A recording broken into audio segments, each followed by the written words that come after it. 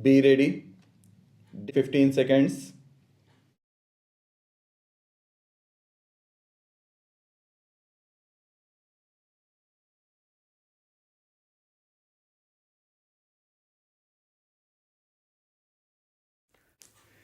The president has said that in the last 40 years we have progressed along this path illuminated by Mahatma Gandhi and Jawaharlal Nehru.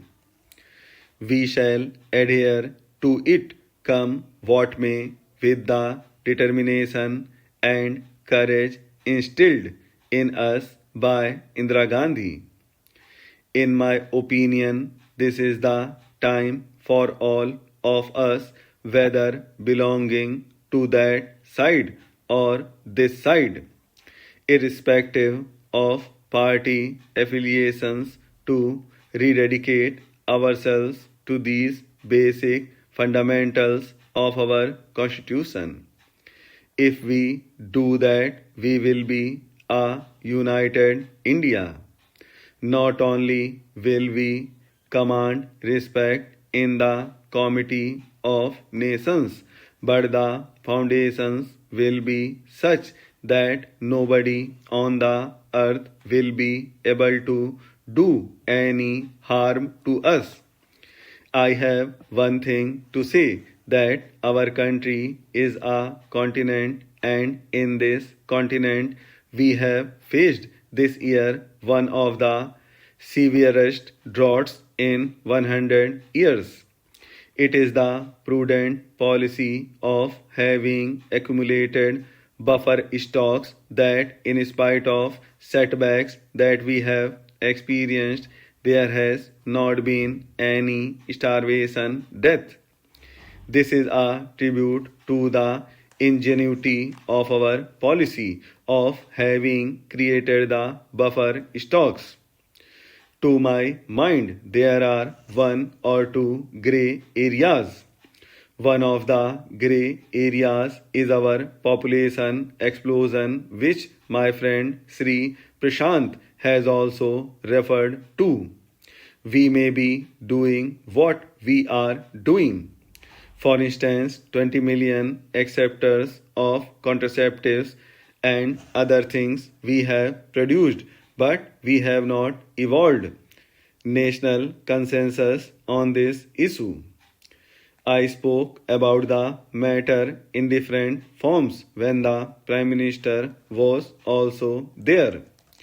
I told him that a national consensus on family welfare program must be evolved.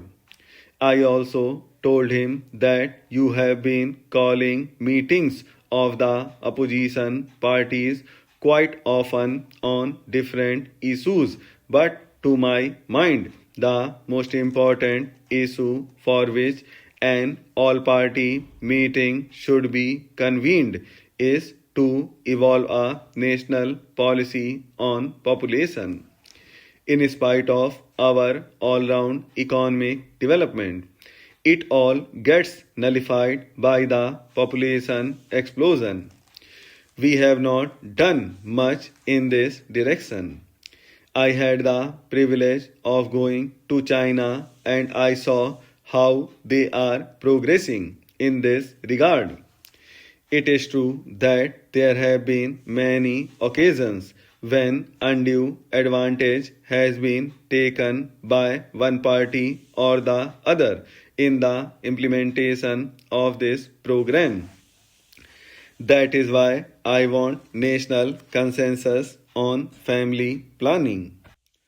Sir, I go to the next area, and that is with regard to agriculture. The agriculture minister has stated in a conference the other day that in spite of drought, he has fixed a target of 175 million tonnes of food grains for the current year. That is a good idea. But the important thing to which the President has referred is the need of increase in the production of oilseeds and to this I add pulses. I want the government to give special attention to the production of these things because edible oils and pulses are the common man's need in India, and we are having shortage of pulses and edible oils, and we are importing these in a very large quantity. So, the thrust of our program, as we have done in the case of Green Revolution, is that we should concentrate on the production of pulses and edible oils and then assure our own people that within a period of 2 years we will attain self sufficiency in edible oils and pulses. The next point is with regard to public sector. There is no doubt that the public sector occupies a commanding height, and it has occupied commanding heights in our mixed economy. But the problem of accountability of public sector has not been done to the desired extent. I submit, sir, that for the purpose the program implementation ministry is helping the public sector undertakings with regard to any difficulties that they face.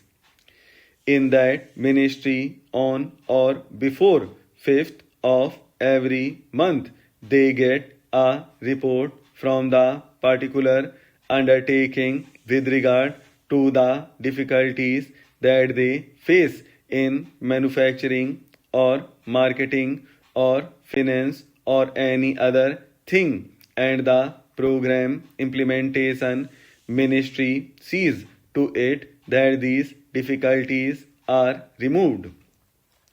But a new thinking has come to the heads of these public sector undertakings, that is, by sending the report on the 5th of every month, they pass on the buck to the program implementation ministry, and they forget about what they have written.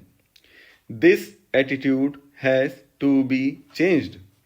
The executives of these public sector undertakings should be told that the Planning Commission or the Program Implementation Ministry is there only to help you, and it is for you to set things right and see that any difficulties faced by them are removed and their undertaking shows results. I think for that purpose it will be advisable that their promotion or renewal of their contract or enhancement of their present grade should be linked with the jobs done by the heads of these public sector undertakings.